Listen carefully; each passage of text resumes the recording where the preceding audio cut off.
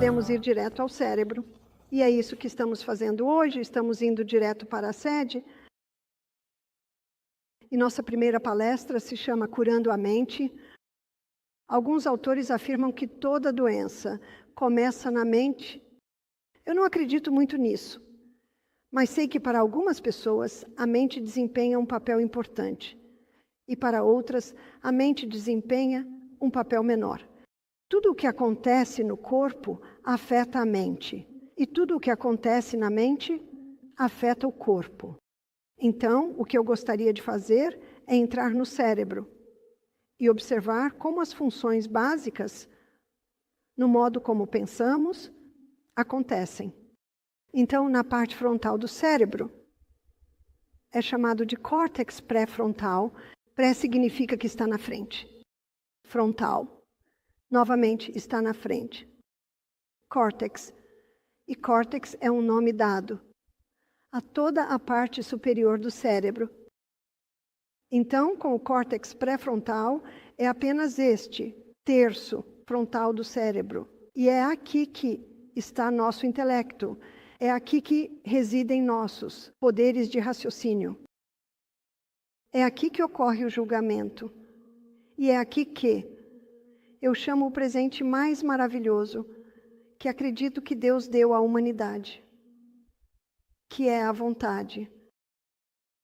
E quando você pensa sobre isso, nossas decisões determinam nosso destino, e quando você observa as funções do córtex pré-frontal, pode ver que cada decisão que tomamos, Deus projetou para que fizéssemos de acordo com o intelecto, a razão e o julgamento. Infelizmente, hoje, há muitas coisas que as pessoas estão fazendo, que estão comprometendo o córtex pré-frontal. Então, é aqui que tomamos nossas decisões. E eu usei um versículo no início da semana, que está em 1 Timóteo 1:7, onde Deus diz: eu não te dei o espírito de medo, mas de poder. Nós vimos como o conhecimento é poder, de amor e de uma mente sã. O que é uma mente sã? Gostaria de sugerir que um córtex pré-frontal bem funcionante, onde nosso intelecto, nossos poderes de raciocínio e nosso julgamento estão funcionando bem, nos permitindo tomar decisões adequadas. Não é isso uma mente sã? E como nossas decisões determinam nosso destino, temos que ser muito cuidadosos com nossas decisões. Nós não escolhemos o que acontece conosco. De forma alguma escolhemos o que acontece conosco. Mas escolhemos nosso destino pela maneira como respondemos ou reagimos ao que nos acontece. Agora, isso soa muito preto no branco. Mas, na verdade, não é. Algo mais entra na equação. E isso é o nosso sistema límbico. E nosso sistema límbico é frequentemente chamado de nosso cérebro ou nosso cérebro emocional. São nossas emoções. E Deus projetou que nossas emoções, nossos pensamentos, nossos sentimentos passem pelo córtex pré-frontal. Agradeço a Deus todos os dias que o diabo não pode ler nossa mente. Você não ama isso? Amém. E ninguém pode ler nossas mentes. Somente Deus pode ler nossas mentes. Você sabe o que isso significa? Quando algo entra na sua mente, você tem a escolha. Você vai expressá-lo, vai vivê-lo ou vai dizer não. Agradeço a Deus todos os dias por isso. E é por isso que chamo a parte frontal, então, do cérebro de nosso conselho de sentidos, ou nosso conselho de críticas. E nossas emoções, nossos pensamentos, nossos sentimentos passam por ele. E é aí que a decisão final é tomada.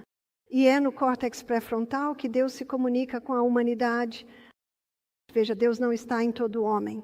Você nunca diria que Deus estava em Hitler, Mugabe, Stalin. Não, não, não. Deus deu à humanidade a escolha. E porque Deus deu à humanidade a escolha, que aposta. Porque o que isso significaria é que alguns escolhem errado. E quando uma pessoa escolhe errado, pessoas inocentes sofrem. É a natureza da fera. E eu estava conversando com um casal em nosso retiro um dia, e o homem disse: bem, se eu fosse o cara lá em cima, eu viria com uma metralhadora e derrubaria todos eles. E sua esposa riu e disse: e de que adiantaria isso? Então a próxima safra surgiria. E como australianos, conhecemos muito bem nossa história de Galípoli, como nas trincheiras, aqueles jovens. A corneta soou e eles pularam e foram simplesmente abatidos. E então a corneta soou novamente e o próximo grupo saiu. Minha avó perdeu 3 irmãos naquela guerra. Nossa! E isso é uma ilustração. Isso não vai resolver o problema.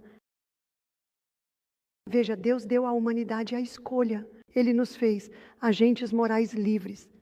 Ele não queria robôs. E quando alguém te ama, você quer que eles te amem porque escolhem te amar. Não porque são obrigados. Há um nome para amor forçado. E isso é estupro. Não há amor nisso. Não. Deus deu a escolha. Usando o intelecto, a razão e o julgamento. Meu marido, Michael, ele era coroinha na igreja católica e ia se tornar padre. E ele foi para um fim de semana para todos os meninos. Ele tinha 14 anos que queriam se tornar padres. Os padres estavam bêbados. Michael tinha muitas perguntas. Eles riram dele e o que ele viu naquele fim de semana, ele saiu dizendo: não há Deus. E ele enlouqueceu. Ele se tornou um motociclista selvagem. O cabelo era comprido. Ele estava em um clube de motociclistas. Ele tinha acabado de passar pelo teste para se tornar membro. Ele foi espancado até ficar em frangalhos e então passou por um sinal de parada. A 100 milhas por hora, eles foram às 2 iniciações no clube de motociclistas. De qualquer forma, sobreviveu a ambas. E então um homem, um jovem, veio e trabalhou onde ele estava trabalhando. E esse jovem era cristão. Michael odiava cristãos. Ele agora era ateu. Então, sempre que encontrava um cristão, ele simplesmente jogava o livro nele. Como você pode dizer que há um Deus quando ele faz as pessoas queimarem para sempre? E esse jovem disse: não, ele não faz isso. Michael disse: claro que ele faz. Eu sou católico, eu sei. E esse jovem disse: bem, me mostre. Bem, Michael não sabia porque ele nunca tinha realmente lido a Bíblia. E então, tudo o que esse jovem dizia, ele ia à biblioteca naquela noite. Michael ia à biblioteca verificar. E quanto mais ele verificava, mais ele descobria que ele dizia era verdade. E o jovem disse a ele: posso te mostrar mais? Posso ir à sua casa e te dar um estudo bíblico? Michael disse: tudo bem. Isso foi na sexta-feira. Durante todo o fim de semana, Michael pensou: eu não quero que ele venha à minha casa. Então ele pensou: na segunda-feira vou encontrá-lo e dizer para ele nem pensar em vir à minha casa. Mas ele não conseguiu encontrá-lo. E mais tarde ele descobriu que Deus falou com o jovem e disse: esconda-se. Chega a noite de segunda-feira. Este jovem entra na casa de Michael, que é pintada de preto, por dentro e por fora. A Harley Davidsons, por toda a sala de estar. Drogas espalhadas pela mesa de centro. Entrou com suas calças e camisa elegantes, com sua Bíblia debaixo do braço. E mais 2 Bíblias para Michael e seu amigo. E ele se sentou. E ele passou por Daniel capítulo 2. E mostrou a esses 2 jovens o capítulo 2 de Daniel.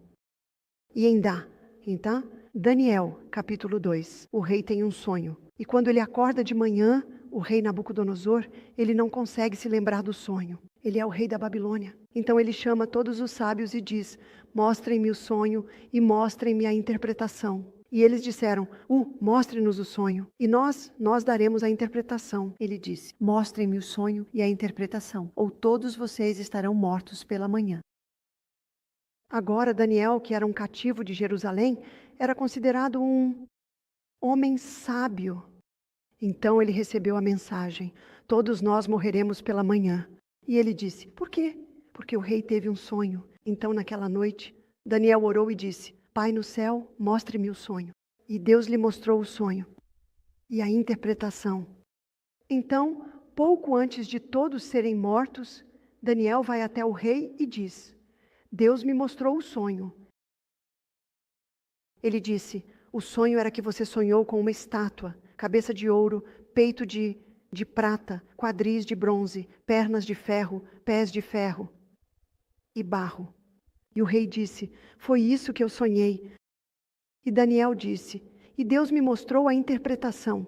Você é essa cabeça de ouro. Depois de você virão os medos e persas. Eles usam muito prata. Depois de você virão os gregos. Eles usaram muito bronze. Depois disso virão os romanos. Eles usaram muito ferro. E então o ferro e o barro são como vemos a Europa hoje, países fortes, países mais fracos. E então uma pedra atinge os pés. E essa é a segunda vinda de Jesus. Michael não podia acreditar em seus ouvidos. Ele disse, isso deve ter sido escrito depois. Bem, realmente não poderia ter sido escrito depois porque ainda não terminamos. Então ele foi à biblioteca e descobriu que os manuscritos do Mar Morto foram encontrados em 1946, o que apoiava perfeitamente isso. Quanto mais Michael tentava refutar esse jovem, mais ele provava que o jovem estava certo. Esse jovem foi capaz de responder a todas as suas perguntas. Então Michael disse, tudo bem, vou dar 6 meses. Vou me tornar cristão, mas só vou dar 6 meses. Você sabe, uma semana depois, Michael está na cama. No quarto ao lado, seu amigo está na cama ao lado e eles estão conversando. Sem que eles saibam, há policiais do lado de fora, prestes a invadir a casa deles. E isso é o que a polícia está ouvindo. Michael e seu amigo. Michael diz, vou continuar meus estudos bíblicos. O que você vai fazer? Ah, eu vou para a escola bíblica. Ah, sim, vou para a escola bíblica e me tornar um pastor. Isso é o que a polícia está ouvindo. Os policiais estão se olhando. De qualquer forma, eles entram para fazer a batida. Michael e seu amigo pulam e dizem, vocês não vão encontrar nenhuma droga. E a polícia diz, como se eles revistam o lugar, não encontram nenhuma droga. Então eles voltam para Michael e olham para ele. E Michael diz, não, estamos limpos, nos tornamos cristãos. Os policiais se olharam, levantaram as sobrancelhas. Cada policial balançou a cabeça, continuaram coçando a cabeça. Michael diz que foi a melhor decisão que ele já tomou. Ele tinha 21 anos, agora tem 67. Ele ia tentar por 6 meses, foi a melhor coisa que ele já tentou. Veja, é uma escolha. E é isso que Deus nos dá, escolha. Mas Ele projeta nossas escolhas para serem feitas de acordo com o intelecto, a razão e o julgamento. E quanto mais Michael procurava, mais fazia sentido. Fazia mais sentido do que tudo, qualquer coisa que ele já tinha visto. Veja, é aqui que Deus se comunica com o homem. Em Isaías 1:18, a Bíblia diz, vinde, pois, e arrazoemos juntos. Está bem ali. Mas o que muitas vezes nos impede são nossas emoções. E a parte frontal do cérebro, no lado direito, então estou olhando para o seu lado direito. Esta é a decisão, eu não vou. E no lado esquerdo do córtex pré-frontal está a decisão. Eu vou, e bem no meio está o eu quero.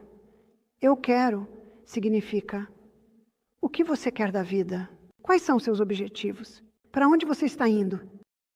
Então, deixe-me dar uma rápida ilustração do que todos nós experimentamos. Eu acho, assim que acordamos. Assim que acordamos de manhã, nossas emoções, a primeira emoção geralmente é, é tão bom. Na cama, vou ficar só mais 1 minuto. Não vou me levantar ainda. Vou ficar. Mas à medida que nossa razão, intelecto, e julgamento começam a surgir, começamos a considerar o dia. A função mais elevada do córtex pré-frontal é a previsão, olhar para frente e avaliar os resultados do que estamos fazendo agora. Começamos a pensar sobre o nosso dia. Temos um dia agitado, temos várias reuniões hoje. Preciso me levantar, preciso me exercitar, preciso beber água, preciso ter um bom café da manhã por causa do que quero deste dia. Isso é previsão. Agora, este córtex pré-frontal não está totalmente desenvolvido até os 30 anos de idade. Historicamente, Jesus começou seu ministério aos 30 anos de idade. Tradicionalmente, os jovens não recebiam posições de responsabilidade até os 30 anos. E quando todos os meus filhos, um por um, chegaram aos 30, eu apertei suas mãos. Eu disse, parabéns, seu córtex pré-frontal agora está totalmente desenvolvido. Eles disseram, sim, mãe. Eu me lembro que Peter fez algo bobo quando tinha 25 anos. Eu disse, Peter, o que você está fazendo?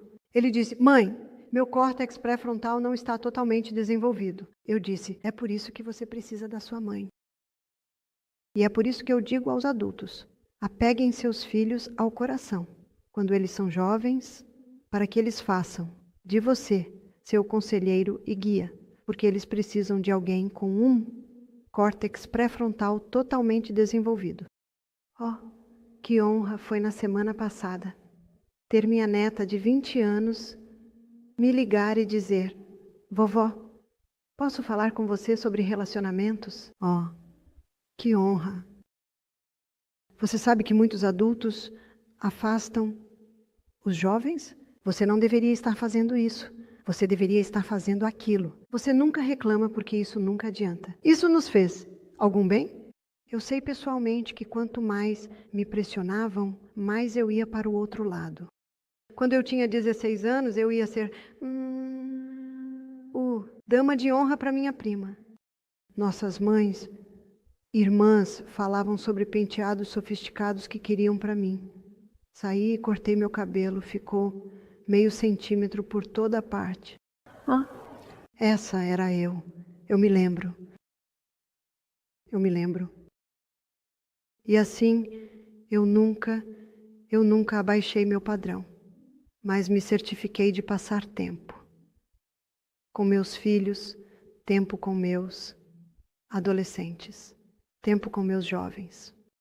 E diz em Tiago, capítulo 1, versículo 19, que todo homem seja pronto para ouvir, tardio para falar, tardio para se irar. Meu pai costumava dizer, você tem 2 ouvidos, uma boca. Use-os nessa proporção. Nossos filhos começaram a trabalhar desde jovens, 15, 16 anos. Eles entraram em estágios ou ensino em casa, então começaram um pouco mais cedo. Eles voltam para casa todo fim de semana e eu vou caminhar com eles e deixo que falem. E às vezes algumas das coisas que eles diziam me faziam arrepiar. E Deus me dava a forte impressão, mantenha a boca fechada e ouça. Porque se eu digo, o quê? O que eles fazem agora? Eles se fecham. E com quem você quer que eles conversem? Você quer que eles conversem com você. Na verdade, quando tínhamos muitos adolescentes, costumávamos, todo sábado à tarde, ir escalar montanhas. Pensávamos, bem, às vezes tínhamos 6 carros cheios de adolescentes, e Michael e eu subindo as montanhas. É por isso que você tem que se manter em forma. E todos nós voltávamos para casa no final da tarde, e eles estavam todos exaustos. É isso que queremos. E deixávamos todos passarem a noite, pegávamos cobertores extras e eles... Sabe, onde você os quer? Você os quer com você. Sim, porque muitos pais querem a casa apenas arrumada. Eles não querem aqueles adolescentes em sua casa. Ai, esses são tempos tão importantes. Não é para sempre. Quando todos eles se vão, perguntavam, e quando eles forem, Bárbara? Eu dizia, quer ver minha lista? Adoro quando eles estão lá, adoro quando eles vão. E é aqui que você os liga ao seu coração e ao tempo. É apenas fazer coisas com eles. É por isso que escalamos montanhas. É por isso que quando meu filho se casou com uma mulher que tinha um pequeno de 3 anos, eu comprei uma scooter e comecei a andar de scooter por toda parte com ele. Eu liguei ao meu coração. E então a mãe dele queria algo da loja, então íamos à loja e o garotinho dizia: eu quero aquele doce, e aquele doce, e aquele doce. E eu me agachava, olho no olho. Ah, esta avó não faz isso. Vê o sorriso? Sabe o que o sorriso diz? Eu te amo, vamos comprar maçãs e ir para casa fazer uma torta de maçã. E ele sorria porque eu estava sorrindo. E ele acenava com a cabeça. E íamos embora. E ele não ganhava nada. Então vamos para casa e fazemos uma torta de maçã juntos. Você sabe que é isso que eles amam e é isso que eles lembram. Sim, leva tempo. E é importante fazer uma avaliação do seu tempo. Porque o tempo é algo que nós não podemos. Não podemos compensar esse tempo perdido. Diz em Eclesiastes capítulo 3, há um tempo certo para cada propósito debaixo do céu. Tempo de nascer e tempo de morrer. Tempo de plantar e tempo de arrancar o que foi plantado. É importante valorizar o seu tempo, porque o príncipe em seu trono e o mendigo na rua, todos nós temos o mesmo tempo. E é um tesouro inestimável. E muitas pessoas perdem esse tempo precioso, porque vão para a cama muito tarde e acordam muito tarde. E eu acho que amanhã, às 9h30 da manhã, vou falar sobre todos os processos incríveis que acontecem em nosso cérebro enquanto dormimos e quanto sono precisamos. E então, o que compromete esse córtex pré-frontal? E você pode se surpreender com o que vou dizer, ou pode não se surpreender. Isso me sustenta. A luz do sol, os raios ultravioleta do sol passam por vias neuroquímicas, atingem a glândula pineal e causam a liberação de serotonina, que é o hormônio do humor. Causam a liberação de melatonina, que ajuda a dormir melhor à noite. Causam a liberação de epitalamina, que aumenta a capacidade de aprendizado. Tudo porque nossos olhos estão recebendo luz solar. Seu cérebro precisa de luz solar e a recebe através dos olhos. Não sugiro que olhemos para o sol, mas apenas estar do lado de fora. Em um dia ensolarado, você está recebendo esses raios ultravioleta entrando nos seus olhos. Uso da água. Este cérebro é um sistema hidrelétrico. Sem hidro, sem eletricidade. Uma pessoa pode desenvolver padrões de pensamento negativos em um cérebro desidratado. Isso é um pouco assustador.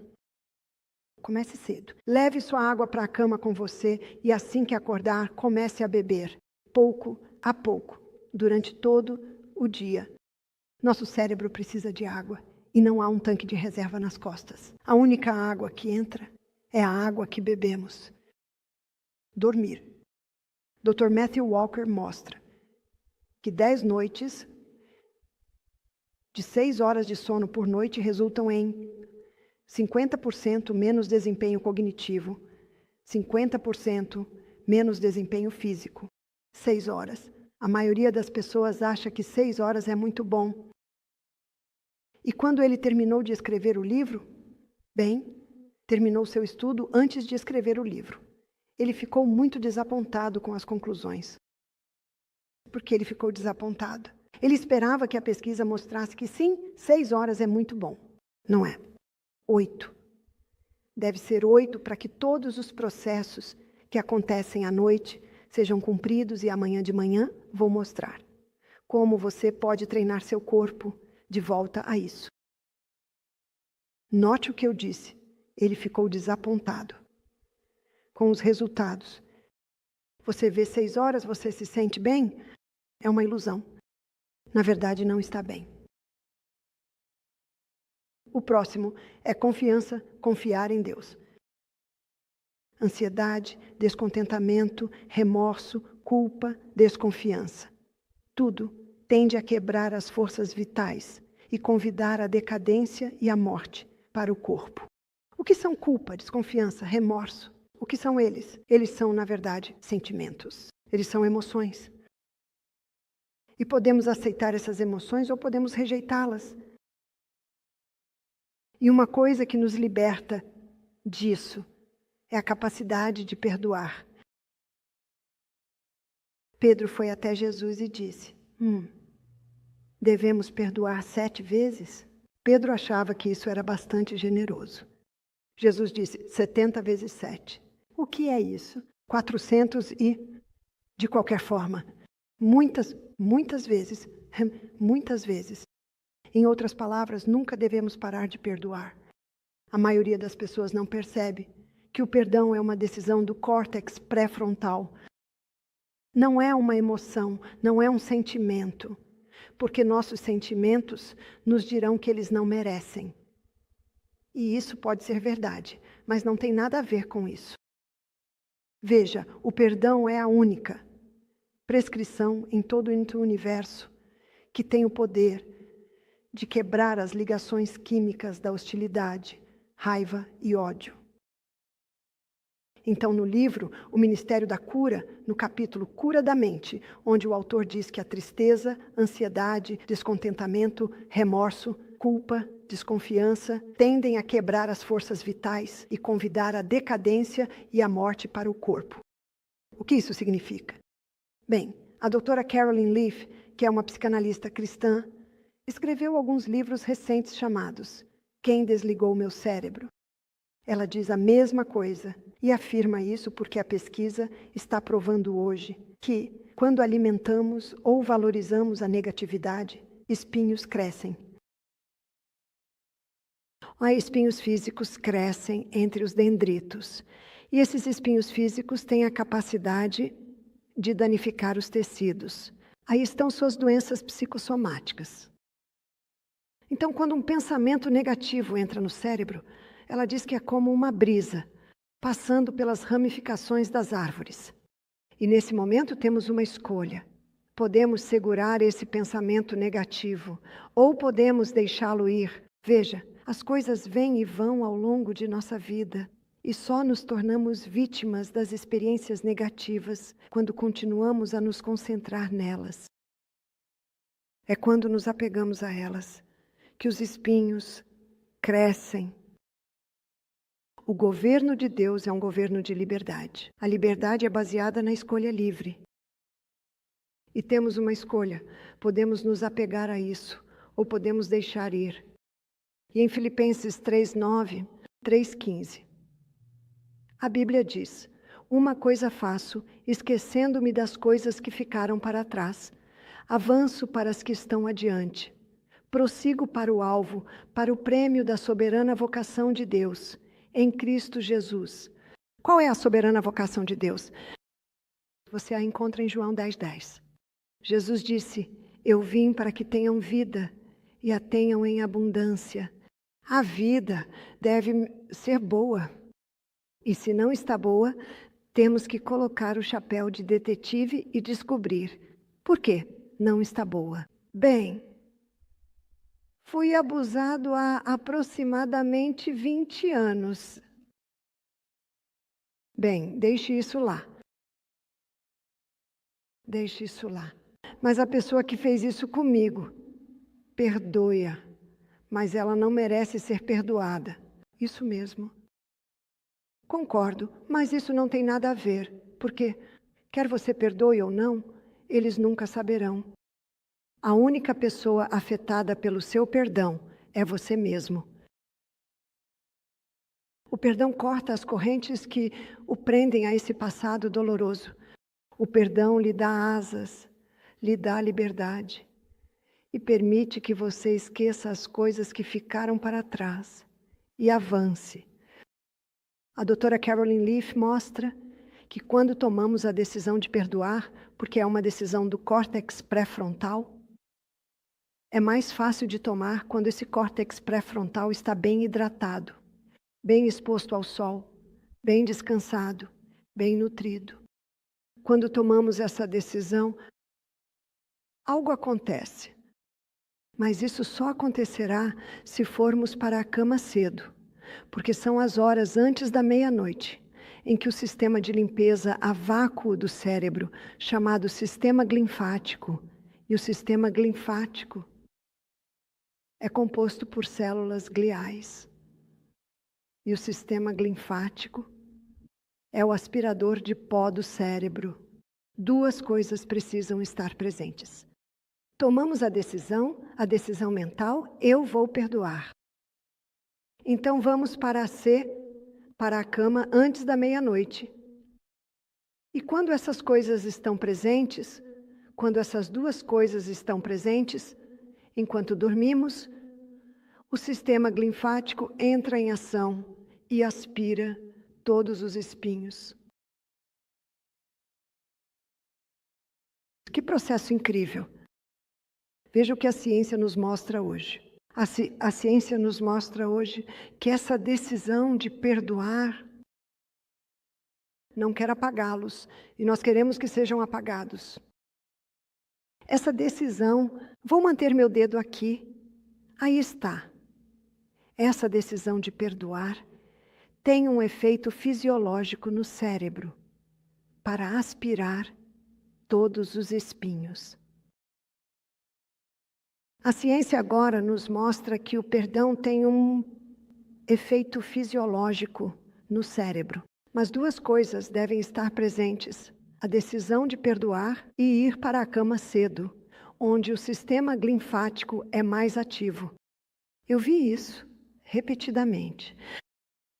Uma jovem que costumava frequentar nosso programa regularmente nos visitava todos os anos, tanto que me chamava de mãe e chamava Michael de pai. Ela tinha uma leve deficiência e costumava contar constantemente a história de como seu padrasto a havia abusado. Seu padrasto a havia abusado. A história estava sendo contada repetidamente. Então um dia eu me sentei com ela e disse: Jessie, quero que você me conte a história. Ela olhou para baixo.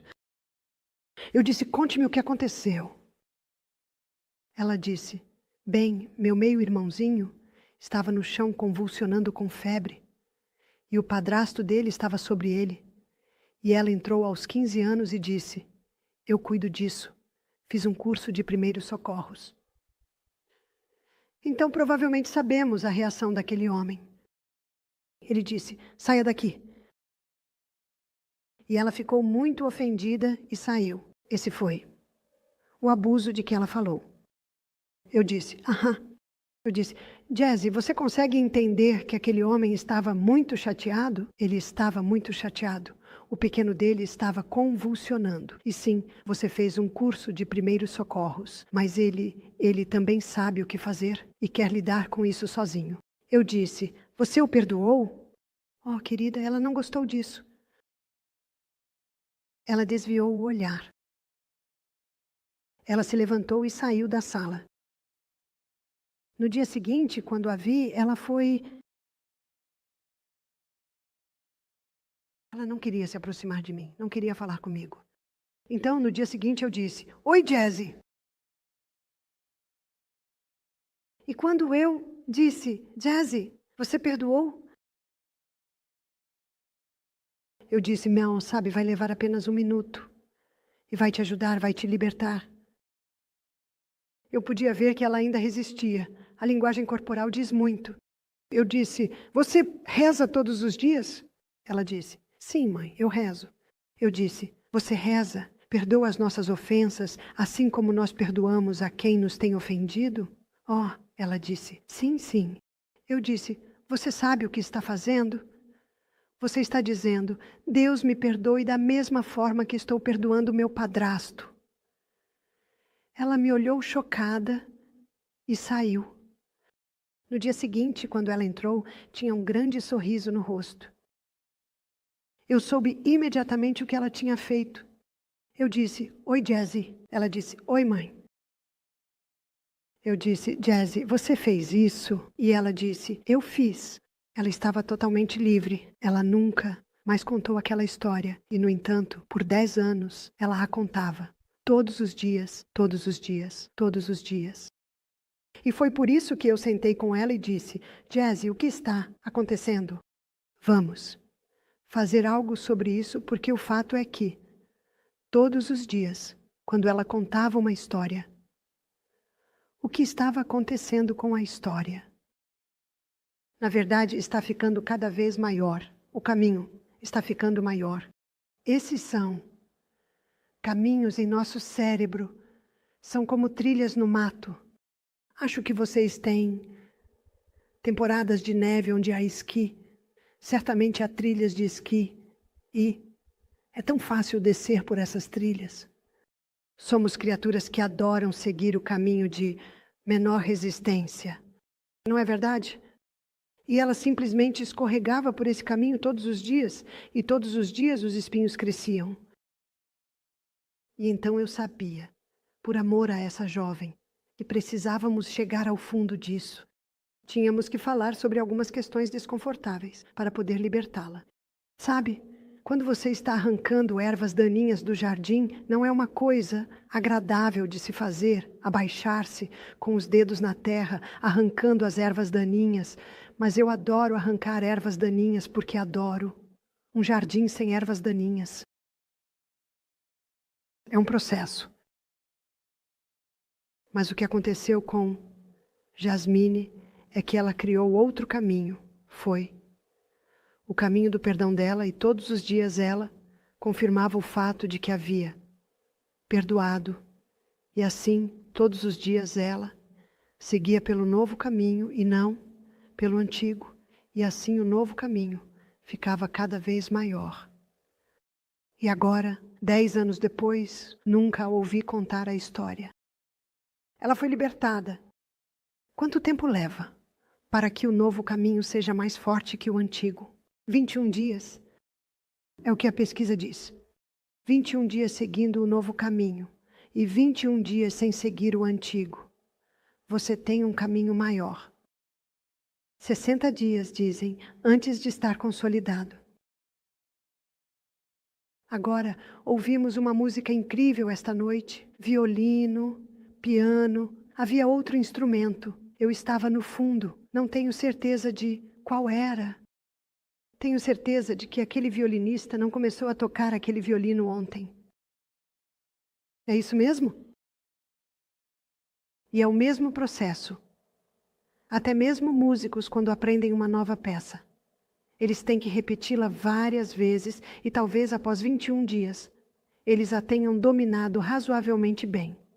Mas após 60 dias, eles podem fazer o que eu vi a filha do meu marido fazer aos 14 anos. Ela era uma pianista talentosa, tocando Fiordilise enquanto conversava com suas amigas.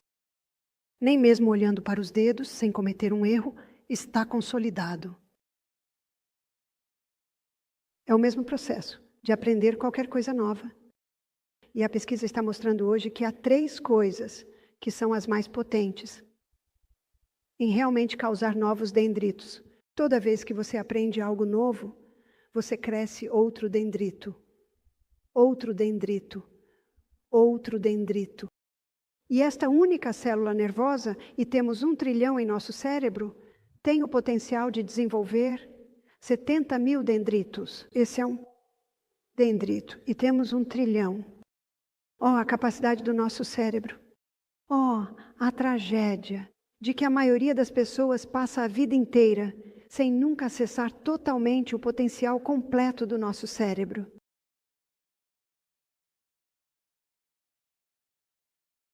Você conhece o velho ditado: você não pode ensinar truques novos a um cachorro velho? Eles provaram que está errado. Você pode. É tão simples quanto isso. Se você diz que pode, você conseguirá. E se você diz que não pode, você está certo. Não conseguirá. Devemos estar aprendendo coisas novas até o dia em que morrermos. O que a pesquisa está mostrando hoje é que podemos reconfigurar nosso cérebro até o dia em que morremos. E foi isso que Jasmine fez. Ela reconfigurou seu cérebro. Então, nosso cérebro pode mudar. Se essa célula cerebral está morta, ela não pode crescer novamente. Mas a pesquisa está mostrando desde 1998 que, dadas as condições certas, novas células cerebrais podem se desenvolver. E há 3 fatores surpreendentes que estimulam a liberação do fator neurotrófico derivado do cérebro, que é a proteína, que causa a liberação de novas células cerebrais. Quais são esses 3 fatores surpreendentes? Terminar cada banho quente com um rápido banho frio. Você já tentou? Amanhã à tarde, vamos olhar para o nosso sistema imunológico e você verá que esse é o maior impulsionador. Então, talvez depois de amanhã você já esteja fazendo isso. Mas isso causa a liberação do fator neurotrófico derivado do cérebro, que estimula a neurogênese. Isso são novas células cerebrais. Número 2, a segunda coisa que causa a liberação do fator neurotrófico derivado do cérebro, novas células cerebrais, é o jejum.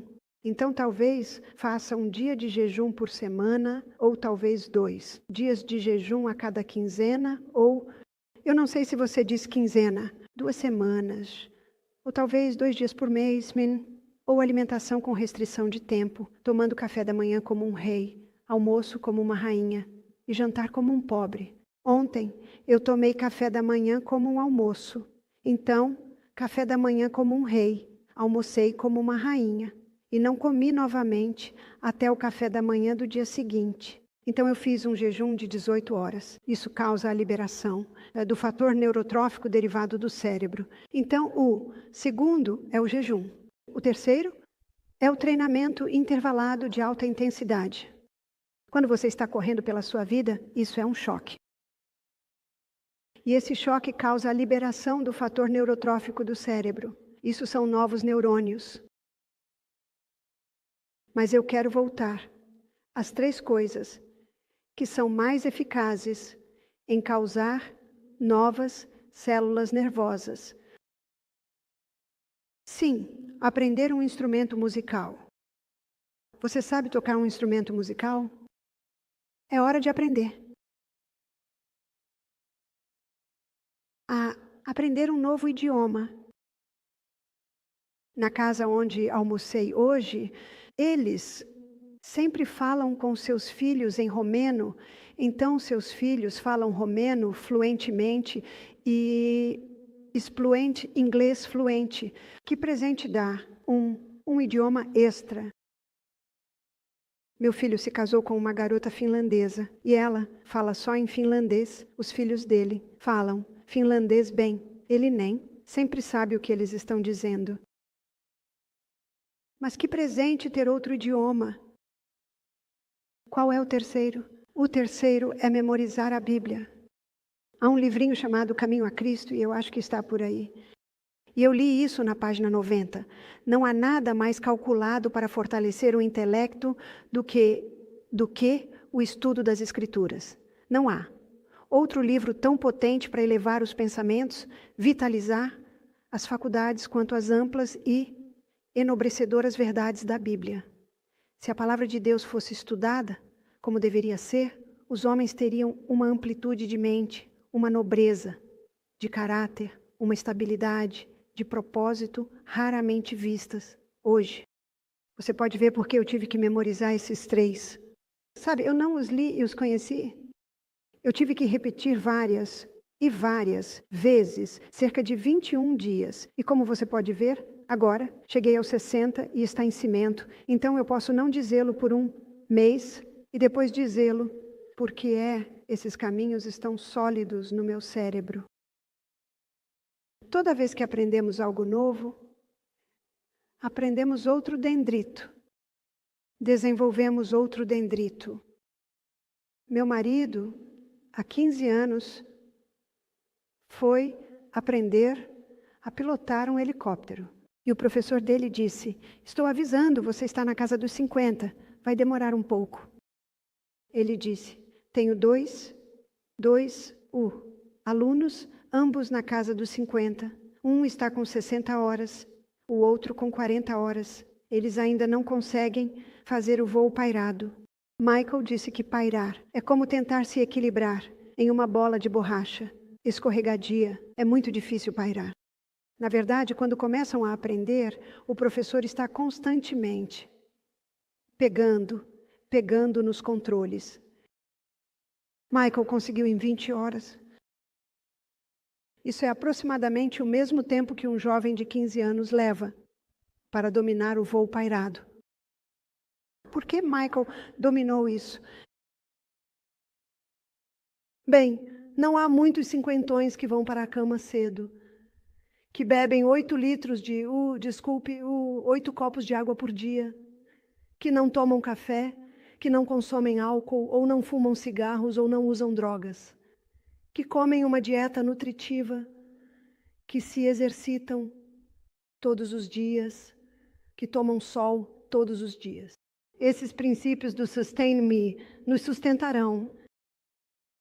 Encontrei um versículo na Bíblia para isso. É o Salmo 55, 22. Lança o teu fardo sobre o Senhor e Ele te sustentará. Ele nunca permitirá que o justo seja abalado.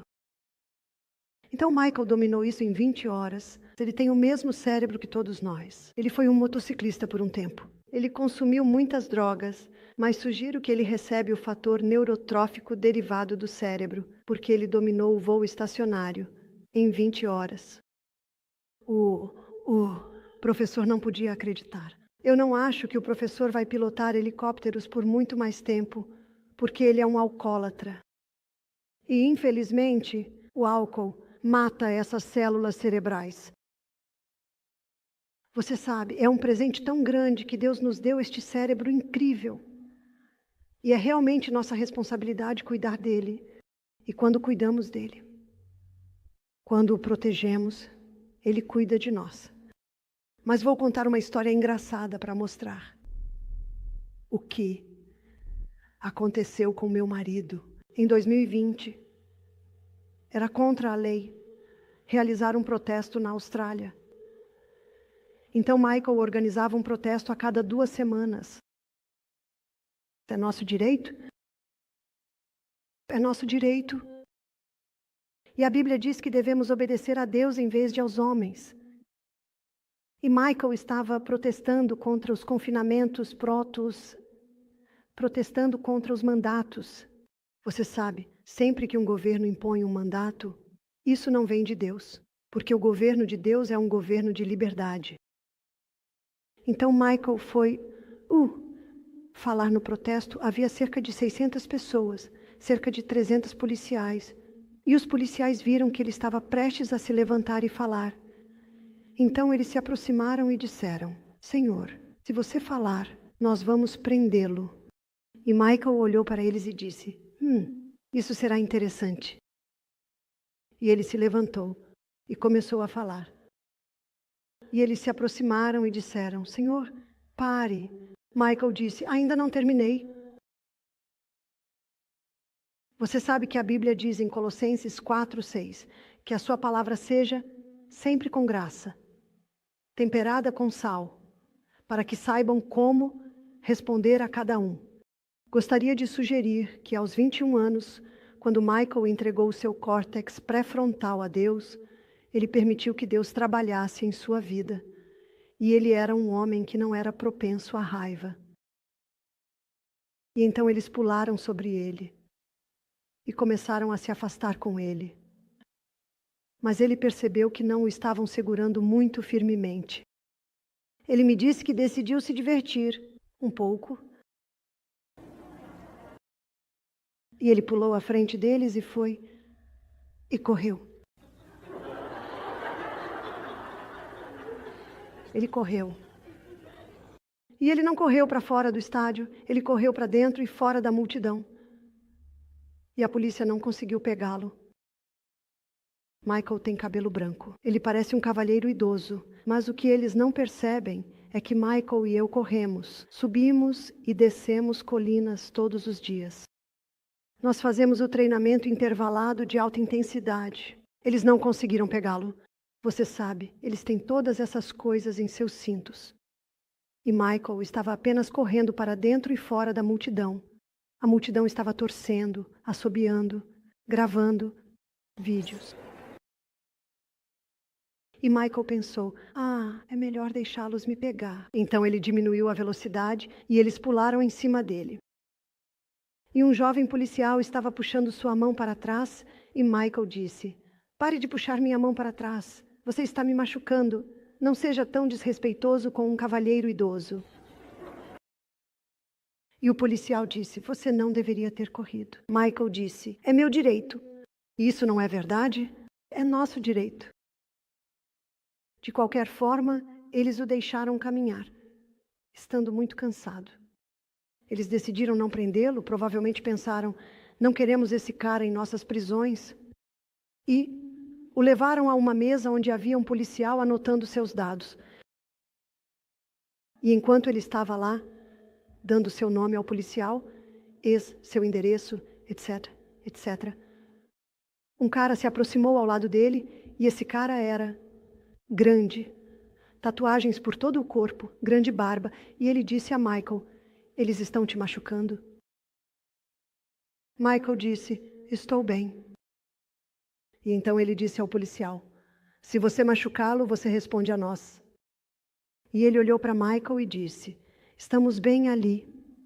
Michael olhou para lá e havia todos esses motoqueiros, muitos deles samoanos, talvez anjos de Deus. Naquela noite foi noticiado no telejornal que a polícia não conseguiu pegar esse senhor de cabelos grisalhos. Acho que acabou sendo um constrangimento para a polícia, porque 2 semanas depois, Michael realizou diligentemente seu próximo protesto em Sydney. Havia quase nenhum policial e todos ficaram de lado. Ninguém os impediu de falar. Sabe, às vezes não é difícil se destacar. Mas quando olhamos para tempos passados, e eu adoro o poema de Rudyard Kipling, ele disse, tudo o que temos é liberdade, tudo o que usamos e conhecemos. Isso nossos pais compraram para nós há muito, muito tempo.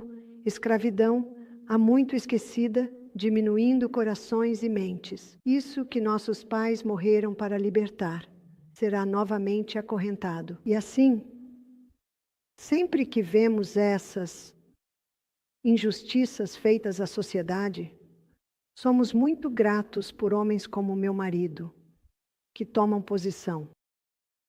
O mal prospera quando homens bons não fazem nada.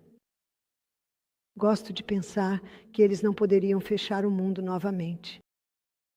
Espero que não. Espero que não. Espero que, se tentarem fazer isso novamente, nós resistiremos. Mas minha ilustração foi mais para mostrar que não importa a nossa idade, podemos estar em forma, podemos ser fortes e podemos estar desfrutando da vida.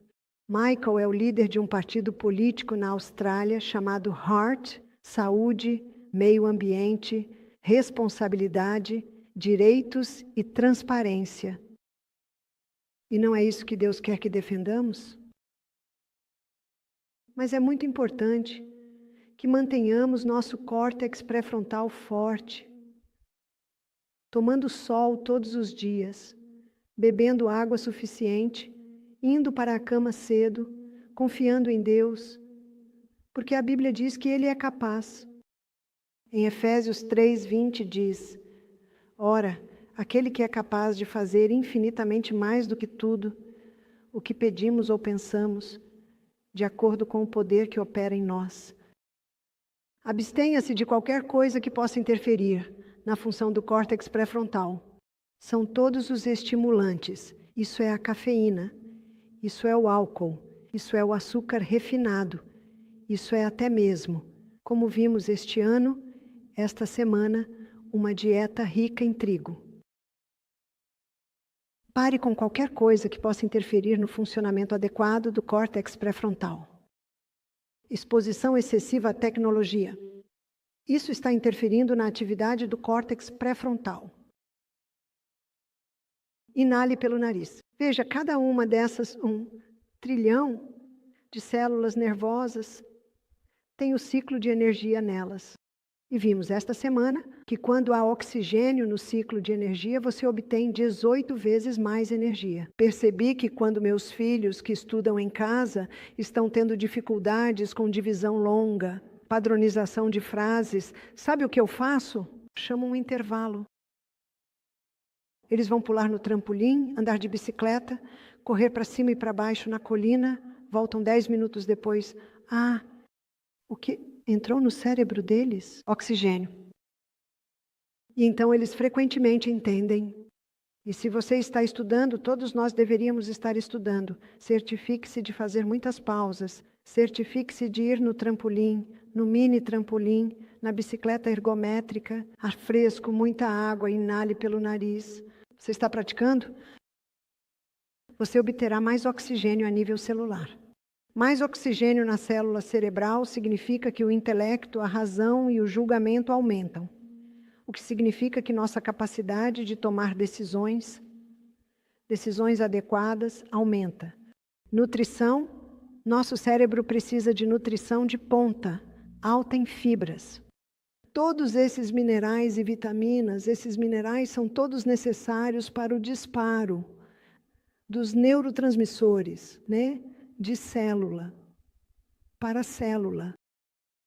Veja, nosso cérebro é um sistema elétrico e precisa de nutrientes para o funcionamento adequado disso. Boas quantidades de gordura. Lembra-se da bainha de mielina? É uma bainha gordurosa. Certifique-se de consumir gordura em cada refeição. Veja, você está consumindo nozes, sementes, abacates, um pouco de azeite de oliva. Abra sua batata assada, coloque azeite de oliva e sal celta. Fica muito, muito bom. E proteína. Os neurotransmissores que disparam de célula para célula são feitos de aminoácidos. Portanto, nosso cérebro precisa de nutrição de ponta. Moderação em todas as coisas boas. Não exagere nas gorduras. Não, eu não sugiro uma xícara de azeite por dia. Não faça sua maior refeição no final do dia. Todas as coisas boas devem ser feitas com moderação. Exercício, quando você se exercita, você aumenta a circulação do sangue para o cérebro. Quando você se exercita, você aumenta a disponibilidade de oxigênio em cada célula cerebral. Dr. Neil Nedley, em seu livro Depressão, uma saída, quando ele recebe um paciente muito deprimido, bipolar, esquizofrênico, ele os coloca em 7 horas de exercício por dia. Isso é um pouco extremo, é um remédio barato. Ele disse que após uma semana, eles estão tão melhorados que podem passar para uma dose de manutenção de 1 hora por dia, ou 15 minutos, de treino intervalado de alta intensidade por dia. Remédio barato.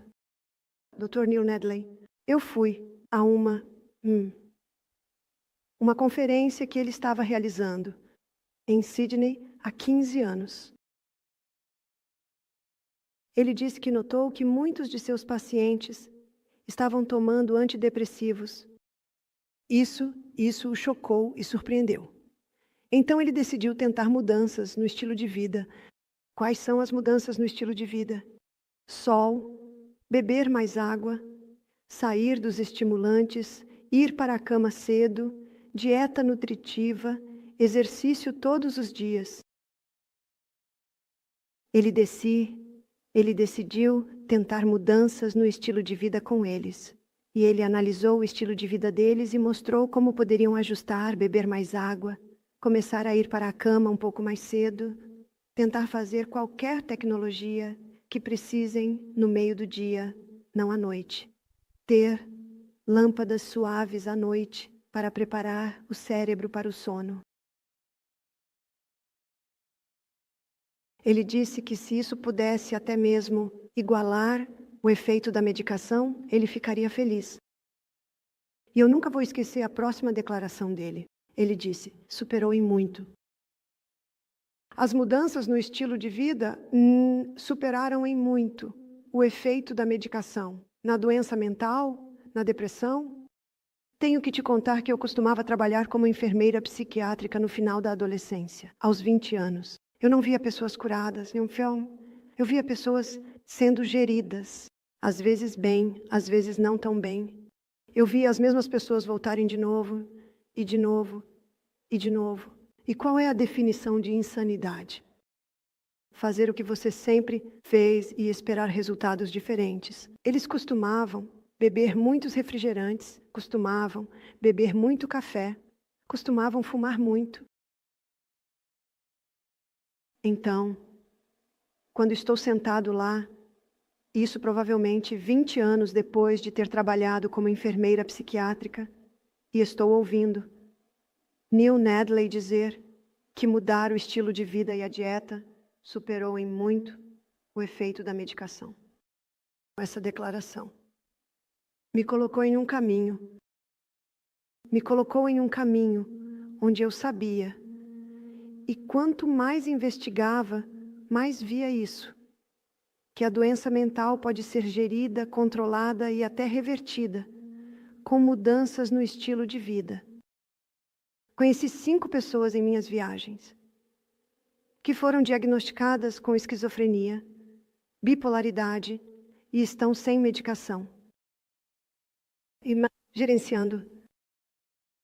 Ser bipolar, estar sob medicação pesada, é difícil. Conquistá-la com mudanças no estilo de vida é difícil. Escolha o seu difícil. Então eu tenho uma amiga em Papua Nova, em Nanu, Fiji, e o filho dela desenvolveu isso. Após drogas recreativas, e infelizmente isso está afetando muitos jovens. Ele está gerenciando isso hoje. Ele está gerenciando isso muito bem. Ele vai para a cama muito cedo todas as noites. Toca guitarra todas as noites. Acorda cedo. Bebe muita água. Lê sua Bíblia todos os dias. E trabalha, fisicamente duro, na fazenda deles todos os dias. Eu não acho que ele vai se casar algum dia.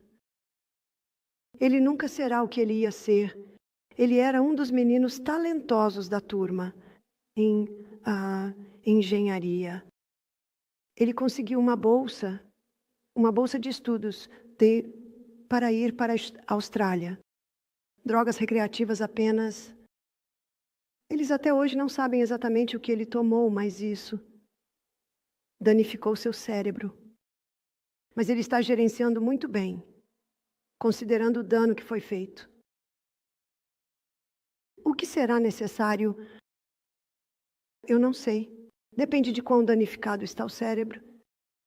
Depende de quão disposta a pessoa está a fazer o que é necessário. Porque lembre-se do velho ditado: um homem convencido contra a sua vontade ainda terá a mesma opinião. É por isso que se alguém me diz, meu filho tem esquizofrenia, ele tem 26 anos, ele pode ir ao seu retiro? Sabe qual é a minha próxima pergunta? Ele está disposto? Porque se ele não estiver disposto, não podemos trabalhar com isso. Novamente é escolher o seu difícil. Sim, é um trabalho árduo, mas as recompensas.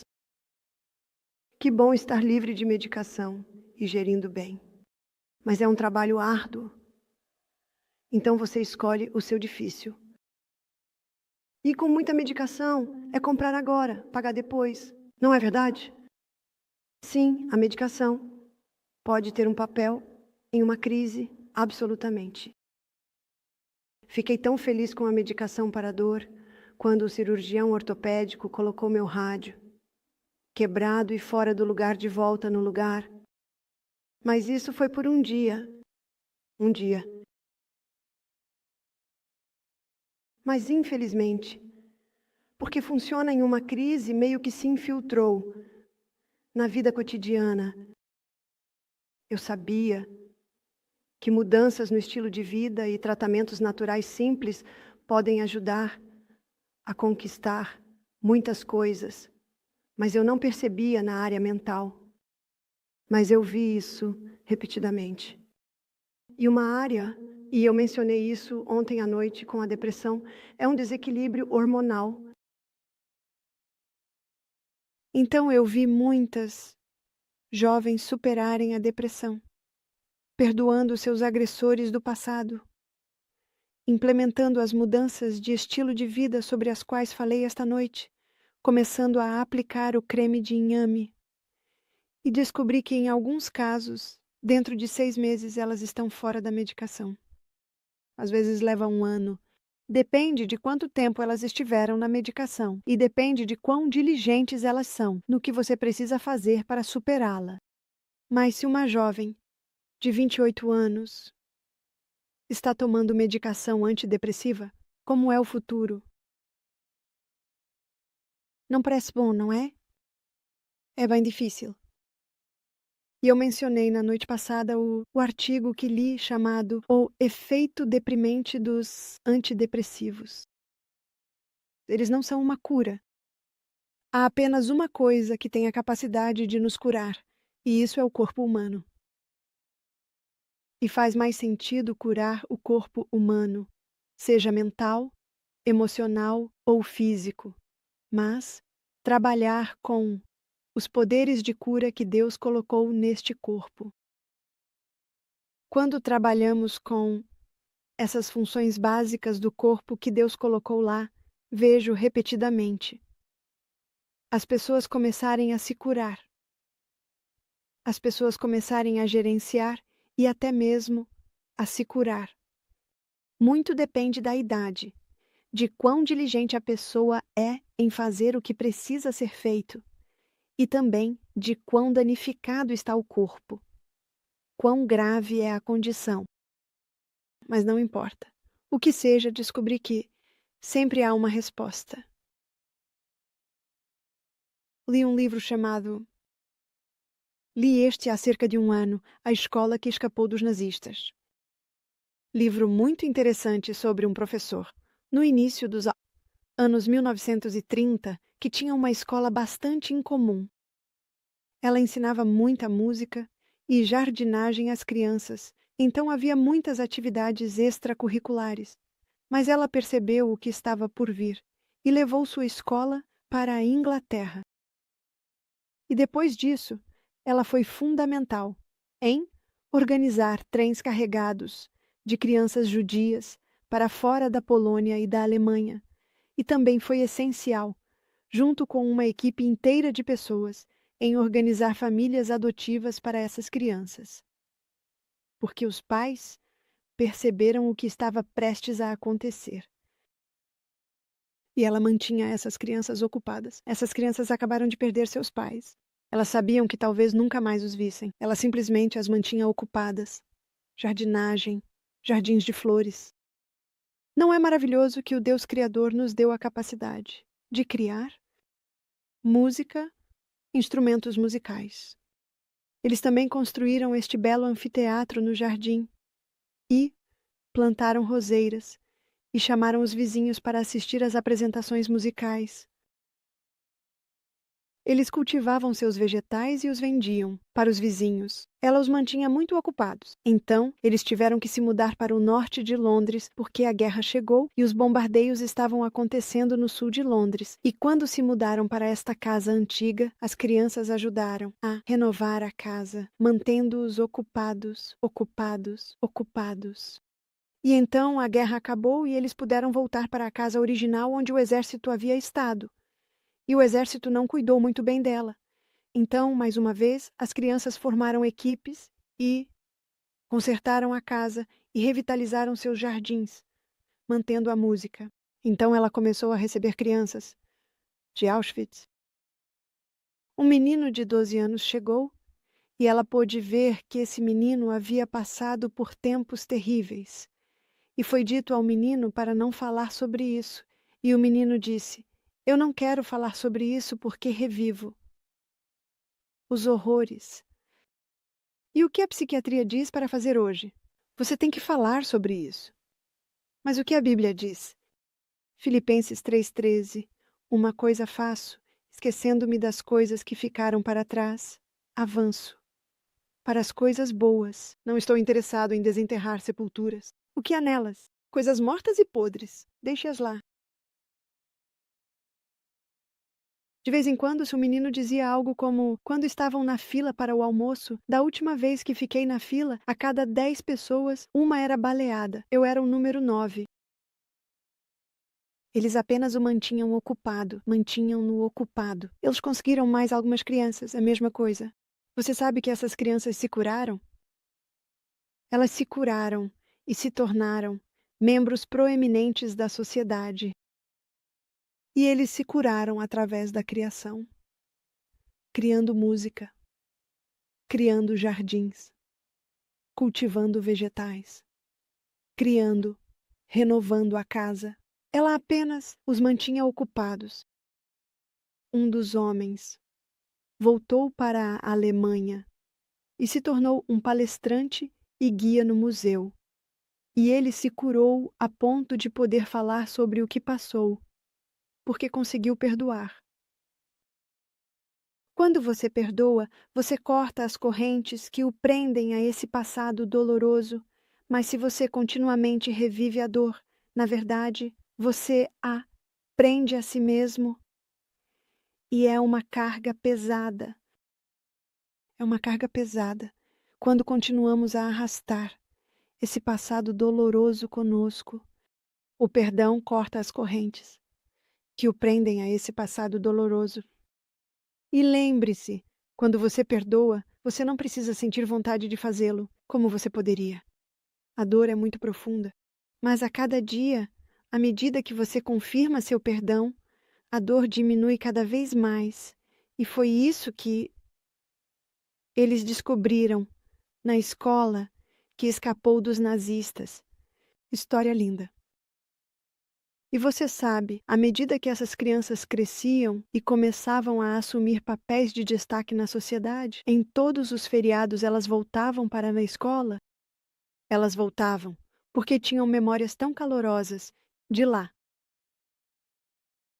Coisas para se pensar, mas novamente eu amo a maneira como essas histórias ilustram os princípios bíblicos. Lembre-se, Deus disse: "Eu vim para que tenham vida e a tenham em abundância." João 10:10. A vida deve ser boa. Vamos fazer uma pausa agora e quando voltarmos, vamos ver como você pode prevenir o Alzheimer.